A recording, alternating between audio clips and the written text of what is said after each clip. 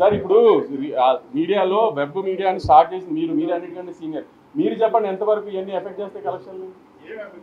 మరి అది అందుకే అదే ఇప్పుడు న్యూ జన్ సినిమా ఎలా ఉందంటే ప్రతిదానికి అంత కాంప్రమైజ్ అయిపోయి చేయాల్సిన అవసరం లేదు, ఎందుకంటే మార్కెట్ అలా లేదు, ఏది అలా లేదు. కాబట్టి అందరూ అది తెలుసుకుంటే బెటర్.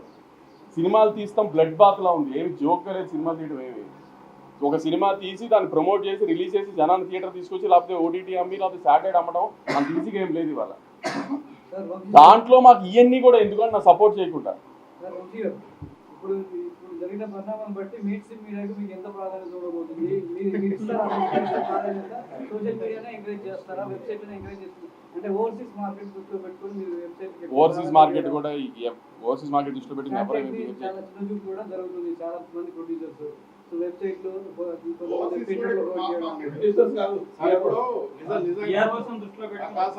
చెప్పండి, నిజంగానే వెబ్సైట్లలో యూట్యూబ్లలో మీరు ఇంటర్వ్యూస్ అమెరికాలో టికెట్ తెగుతున్నాయి. అదే అలా ఏమి దేనికి తెగవండి.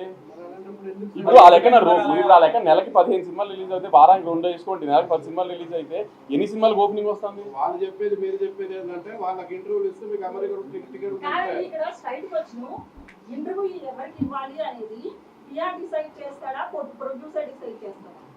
మాక్సిమం పిఆర్ఓ డిసైడ్ చేస్తున్నారు. గుడ్డిగా నమ్ముతున్నారు ఎందుకు పిఆర్ఓ మీరు? ఇప్పుడు సినిమా అనేది ఒక్కొక్కటి ఒక 10 మంది కలిసి చేస్తే సినిమా, ఒకళ్ళే చేసే సినిమా కాదు కదా. ఇప్పుడు మీడియా దగ్గర ప్రమోషన్ దగ్గరికి వచ్చేప్పటికి నాకు కొన్ని ఐడియాస్ ఉండొచ్చు, నా వెబ్ మీడియా చెప్తున్నారు అమెరికాలో ప్రయోజనం లేదు, ఎక్కడా ప్రయోజనం లేదు. మరి అప్పటికప్పుడు అంత గుడ్డిగా ఎందుకు నమ్ముతున్నారు సార్? నేను ఇప్పటికీ అదే గుడ్డిగా చెప్తాను, ఒక ప్రోమో నచ్చాలి, ఒక పాట నచ్చాలి, ట్రైలర్ నచ్చాలి, అప్పుడే టికెట్ దిగుతుంది. ఇంక ఏం చేసిన టికెట్ దగ్గర మిగతా అన్ని నేను చాలా ఇంటర్వ్యూలో చెప్పా, పలానా డేట్కి మా సినిమా వస్తుంది అని చెప్పడానికి చేసే సోర్స్ ఆఫ్ మీడియానే ఇంటర్వ్యూస్ కానీ యాడ్స్ కానీ అన్నీ. దానికి పిఆర్ఓలు వీళ్ళకి చేయమంటే అలా చేస్తున్నాం అంతే. ఏదైనా కంటెంట్ నచ్చకుండా మీరు ఎన్ని ఇంటర్వ్యూలు ఇచ్చినా మాత్రం ఓపెనింగ్ తేలేము, కంటెంట్ నచ్చితే మీరు ఇంటర్వ్యూ ఓపెన్ ఓపెనింగ్ వస్తుంది. మరి నేను మళ్ళీ చెప్తున్నానండి, నాకు ఎవరి మీద పగలేదు, గొడవ పెట్టుకోవాలని నేనేం రాలేదు. మీరు మా జాబ్ మేము సినిమా తీయటం, మీ జాబ్ మీరు రివ్యూలు రాయటం, అది మీరు చేశారు. మేము దానికి ఎవరం ఏమీ కామెంట్ చేయలేదు. ఆ రోజు సాయంత్రం ప్రెస్ మీట్ పెట్టినప్పుడు ఎవరం కామెంట్ చేయలేదు.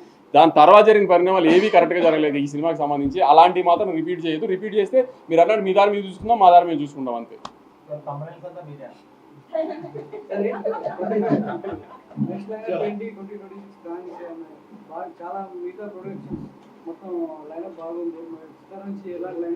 నాకు కూడా నెక్స్ట్ 1 year ఈ ఇయర్లో 4 రిలీజెస్ ఉన్నాయి, ఇంకా బ్యాలెన్స్ 4 రిలీజెస్ ఉన్నాయి.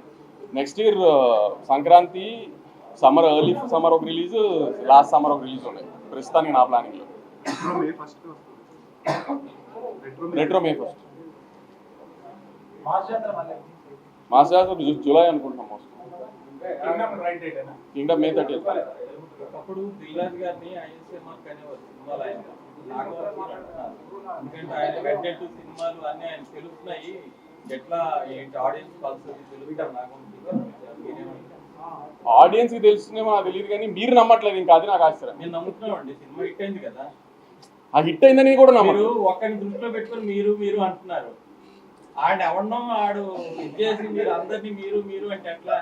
మీరు ముందుగా తృప్తిపరచాలి, ఆయన పక్కన పెట్టండి. మీరు మేము అడుగుతున్నాం చెప్పండి. లేదు, ఆమె కంటెంట్ అంతా క్లిక్ అవుతుంది. Hopefully I'm very happy. అన్ని సినిమాలు అన్ని బాగా జరుగుతున్నాయి.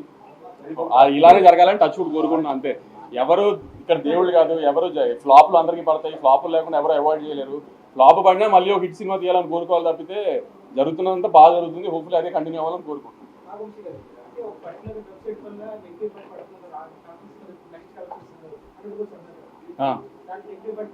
లేదు, వీళ్ళు వేసిన తర్వాత కూడా కలెక్షన్లు బాగున్నాయి.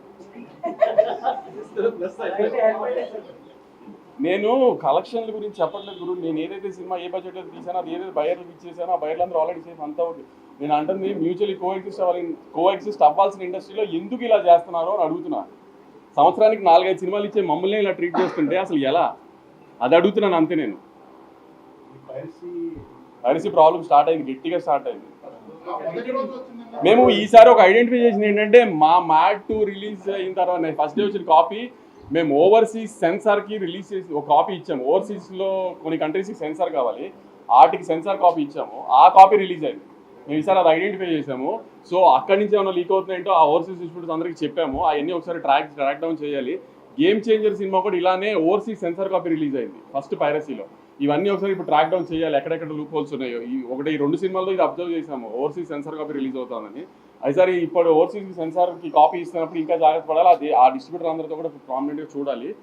మామూలుగా థియేటర్ కాపీ వస్తే దాన్ని ఇంకా చేయలేము, దాన్ని ఏం చేయాలి ఇప్పుడు చూడాలి. ఎందుకంటే సడన్గా ఇంత 2 months ఇంత ర్యాంపేజ్ లాగా వచ్చేసింది. యాక్చువల్లీ మొన్న సికింద్ర అయితే మరీ అన్యాయంగా ముందు రోజు రాత్రి వచ్చేసింది. సో ఇట్లాంటి ఏంటో మరి సడన్గా ఇంత వచ్చింది, ఇదేంటో ఒకసారి మళ్ళీ గట్టిగా ఒకసారి దిల్ రాజు గారు మొన్న అదే చెప్పినట్టు ఒకసారి ఎఫ్డీసీతో కూర్చుని గవర్నమెంట్తో డిస్కస్ చేసి ఏదైనా చేయాలి హ్యూజ్ స్కేల్లో, లేకపోతే చాలా డ్యామేజ్ చేసేట్టు ఉంది ఫర్దర్గా వెళ్ళే కొద్ది.